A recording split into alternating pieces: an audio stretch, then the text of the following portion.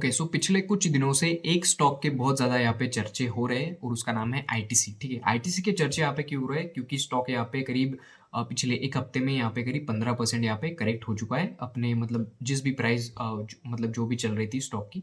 Reason क्या था? Simple सा रीज़न था। आप सब लोगों को अभी तक यहाँ पे पता चल चुका होगा कि कंपनी के ऊपर जो है मतलब कंपनी का जो कोर आइटम है सिगरेट्स उसके ऊपर गवर्नमेंट ने 40% की यहाँ पे एक्साइज ड्यूटी यहाँ पे लगा दी है। जब जीएसटी के रिफॉर्म्स आए थे तो आपको याद होगा कि मतलब रिवाइज़ की गई थी जो भी जीएसटी के रेट्स वगैरह थी और उसमें जो एक रेट था वो था सिन गुड्स का। सिन गुड्स मतलब जो होती है अल्कोहल्स होती है, देन उसके बाद सिगरेट्स वगैरह होती है।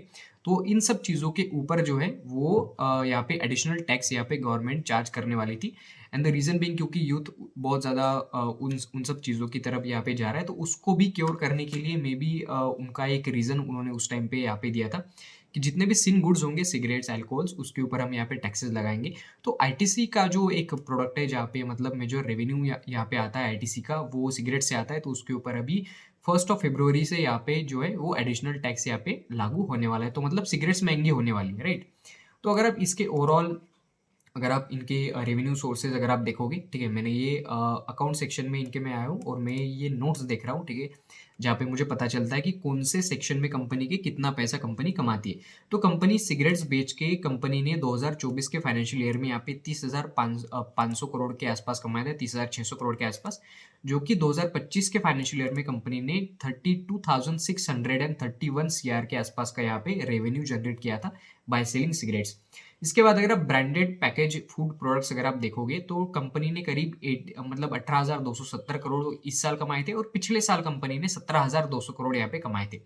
इन पैकेज प्रोडक्ट्स में कंपनी के जो भी पैकेज प्रोडक्ट्स रहती है आशीर्वाद आटा हो गया, देन उसके बाद आशीर्वाद का घी हो गया, कंपनी की जो इप्पी आती है, इप्पी नूडल्स, ठीक है, वो भी आईटी से बनाता है। देन उसके बाद डार्क फैंटेसी करके इनके बिस्किट्स वगैरह आते हैं। तो ये सब प्रोडक्ट्स यहाँ पे बेच के कंपनी ने 18,270 करोड़ रुपए यहाँ पे कमाए थे। एंड देन उसके बाद एजुकेशनल स्टेशनरी जिसमें क्लासमेट्स आते हैं, ठीक है, और भी कंपनी के बहुत सारे यहाँ पे प्रोडक्ट्स आते हैं, ठीक है, सेफ्टी मैचेस, देन उसके बाद अगरबत्ती, साइकिल प्योर अगरबत्ती आती है कंपनी की।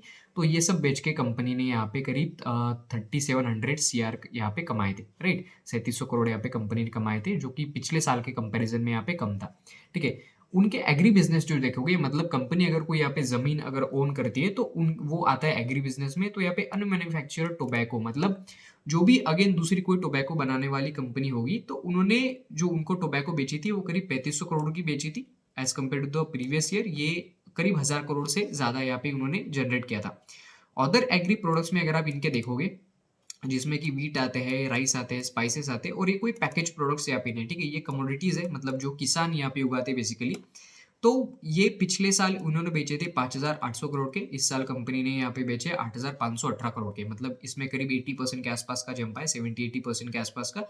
हो सकता है कि इन एग्री बिजनेस कंपनी का इसी रीजन की वजह से यहाँ पे बढ़ा है एंड द रीजन भी क्योंकि अच्छा मानसून था इस साल, ठीक है। और बाकी की अगर आप छोटे मोटे बिजनेस अगर आप देखोगे कंपनी के तो पेपर बोर्ड्स एंड पेपर है, ठीक है, ये मतलब एक पेपर बिजनेस है कंपनी का। तो उनसे कंपनी ने करीब यहाँ पे इतना रेवेन्यू यहाँ पे जनरेट किया है। बट ओवरऑल अगर आप देखोगे तो ग्रोथ आपको सिर्फ एक इसमें दिखेगी जो कि करीब 5-6% की यहाँ पे ग्रोथ है जो कि है सिगरेट्स के बिजनेस में, मतलब टोबैको के बिजनेस में। यहाँ पे उन्होंने पिछले साल 30,600 करोड़ के बेचे थे, इस साल उन्होंने 32,600 करोड़ के बेचे, करीब 2,000 करोड़ का ज्यादा माल उन्होंने यहाँ पे बेचा है। और एफएमसीजी के बिजनेस में इनकी ग्रोथ बहुत ज़्यादा यहाँ पे स्टेगनेंट है, मतलब ना बहुत ज़्यादा है ना बहुत यहाँ पे मतलब नेगेटिव है, मतलब ठीक ठाक ग्रोथ है, राइट? तो यहाँ पे 1000 करोड़ का यहाँ पे बिजनेस हुआ है। सबसे ज़्यादा जो ये 66,000 करोड़ का जो इन्होंने बिजनेस किया था लास्ट ईयर, ये 73,000 सीआर है क्योंकि यहाँ पे इन दो सेगमेंट में यहाँ पे करीब यहाँ पे 1000 करोड़ और यहाँ पे करीब करीब आप मान लो 3000 या 4000 करोड़ के आसपास, 3000 या 3,500 करोड़ के आसपास यहाँ पे।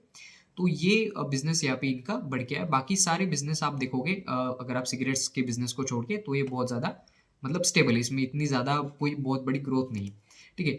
इसका एक इफेक्ट आपको शेयर प्राइस पे दिखेगा जहाँ पे शेयर प्राइस ने हाई लगाया था सितंबर 2024 में, वहाँ से मार्केट करेक्ट हुआ था। बट अगर आप आज देखोगे तो most of the time most of the shares जो है खास करके जो ब्लू चिप स्टॉक है वो अच्छे खासे अपने ऑल टाइम हाई पे यहाँ पे चल रहे हैं। चाहे आप टाइटन का एग्जांपल ले लो, चाहे फिर आप और कोई अगर आप स्टॉक का अगर आप एग्जांपल ले सकते हो तो अच्छे खासे मतलब वो हमें रिटर्न दे चुके हैं। बट आईटीसी यहाँ पे बहुत ज़्यादा यहाँ पे कंसोलिडेट कर रहा था एंड देन उसके बाद यहाँ पे ऊपर जाने की बजाय यहाँ पे नीचे टूट गए just because of the news, right. तो अभी ये पैटर्न आप देख रहे होंगे मंथली चार्ट में, जहाँ पे प्राइस यहाँ पे ऊपर जाती है, देन उसके बाद नीचे आती है, ऊपर जाती है एंड देन अगेन कुछ इस तरीके का पैटर्न यहाँ पे बनाती है, ठीक है। ये मुझे एक हेड एंड शोल्डर टाइप का एक पैटर्न यहाँ पे दिख रहा है, इन्वर्टेड हेड एंड शोल्डर का। तो इसका जो टेक्निकल टारगेट यहाँ पे होता है डाउन साइड का, वो अगर आप इस वाले हाई से लेके अपने इस वाले पॉइंट तक अगर आप देखोगे तो करीब 23% का आता है। तो इस वाले ब्रेकडाउन को अगर आप यहाँ से भी अगर आप देखोगे तो नीचे 23%, तो ये करीब यहाँ पे आएगा, राइट। 23% एग्जैक्टली यहाँ पे आएगा, जो कि होगा 291 का लेवल, राइट। अगर आप फिबोनाची के हिसाब से अगर आप देखोगे, ठीक है, तो ये करीब 50% ट्रेंड का सबसे पहले तो यहाँ पे रिट्रेस होगा, ठीक है। अगर आप यहाँ से देखोगे स्टॉक ने यहाँ से चलना शुरू किया था, तो यहाँ तक स्टॉक यहाँ पे चला था 2020 से लेके यहाँ तक। तो करीब इसने करीब 200% का यहाँ पे रिटर्न दिया था, ठीक है। 2 गुना पैसा यहाँ पे आपका हो गया था, ठीक है। इसका अगर 50% रिट्रेस करता है, हो सकता है कि यहाँ पे आने के बाद इस वाले एरिया को हिट करने के बाद यहाँ पे थोड़ी बहुत यहाँ पे बाइंग आए, एंड द रीजन बिंग क्योंकि जिन भी लोगों ने पुट यहाँ पे शॉर्ट करके रखे होंगे या फिर जिन लोगों के फ्यूचर यहाँ पे शॉर्ट होंगे, वो सॉर्ट ऑफ अपनी पोजीशन को यहाँ पे थोड़ा बहुत मतलब जो भी एडजस्ट करेंगे या फिर थोड़ी बहुत अपनी यहाँ पे लॉसेस वगैरह बुक करेंगे। तो जब वो शेयर्स को वापस खरीदेंगे तो यहाँ पे एक बाइंग यहाँ पे आ सकती है कुछ 2-5% की, एंड देन उसके बाद हो सकता है कि फिर से ये अपना ट्रेंड कंटिन्यू करे, जो कि यहाँ तक अगेन आ सकता है, जो कि एक फिबोनाची का गोल्डन रेशो जिसको बोला जाता है 61.80 का। तो हो सकता है कि ये यहाँ पे कहीं पे आए और यहाँ पे अगर ये रुकता है, ठीक है, देन उसके बाद आप यहाँ पे सोच सकते हो कोई भी फ्रेश बाइंग करने का।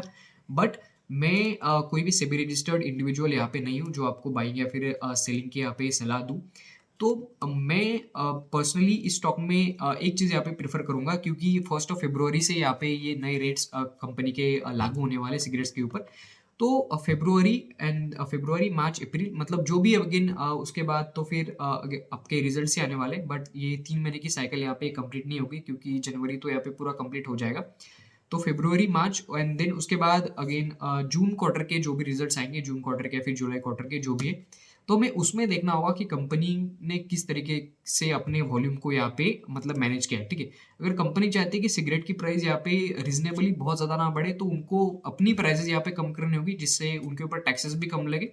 एंड सिगरेट की प्राइस में भी हो सकता है कि अभी अगर कोई सिगरेट 20 रुपए की मिलते हैं, तो वो 30 रुपए या फिर 35 रुपए की ना मिलके वो करीब 25 रुपए या 30 रुपए के आसपास अगर मिले, तो हो सकता है कि ये उनके रेवेन्यू में यहाँ पे फ़र्क पड़ेगा, बट उनके वॉल्यूम कितने कम ज़्यादा होते हैं वो हमें यहाँ पे देखना होगा।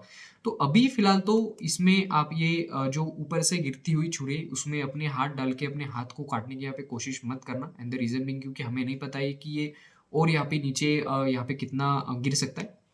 हो सकता है कि एक पैनिक सेलिंग हो, उसके बाद प्राइस फिर से यहाँ पे रिकवर कर जाए, वो बात की बात है। बट इस गिरती हुई प्राइस में इसको खरीदने की कोशिश मत करना, ठीक है। अगर ये जितने भी गिरे इसको गिरने दो, एक कंसोलिडेशन देखो, बहुत बड़ा कंसोलिडेशन हमें ऑब्जर्व करना होगा, एंड देन उसके बाद हमें बाइंग का यहाँ पे प्लान आप लोग यहाँ पे कर सकते हो।